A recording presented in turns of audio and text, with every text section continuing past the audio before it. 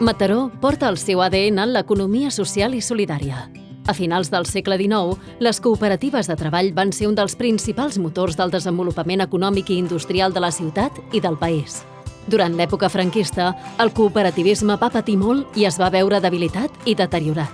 Però amb l'arribada de la democràcia, el moviment cooperativista es torna a organitzar i sorgeixen noves iniciatives.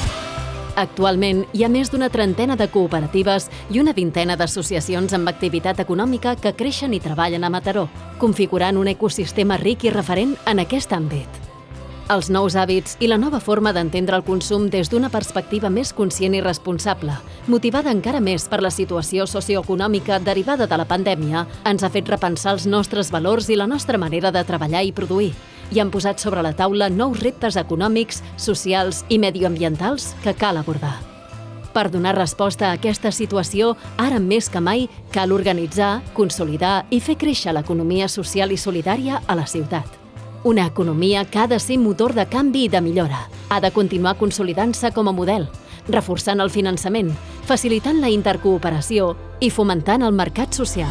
Per fer-ho, l'Ajuntament ha elaborat de forma participativa el Pla Estratègic d'Economia Social i Solidària de Mataró, en col·laboració amb els referents de l'ecosistema de la ciutat, i ha comptat amb un gran suport al ple municipal.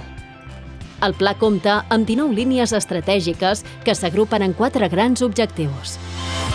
Crear estructures estratègiques, fomentar la creació d'entitats i empreses, reforçar el teixit i augmentar l'impacte que les altres economies tenen a la ciutat. Per assolir aquests objectius, el pla estableix més de 40 accions i 4 palanques d'actuació. La formació unificada tant interna com externa. La cerca de finançament a mitjà i llarg termini per consolidar projectes. La interrelació del teixit de la ciutat amb l'entorn. I la col·laboració i incorporació d'agents supramunicipals. Tot plegat, emfatitzant la transversalització i la comunicació eficient de les altres economies, posant la vida de les persones al centre i fomentant l'ocupació de qualitat. Amb la posada en marxa del pla, l'economia social i solidària esdevindrà, encara més, un factor clau de la transformació socioeconòmica de la ciutat de Mataró.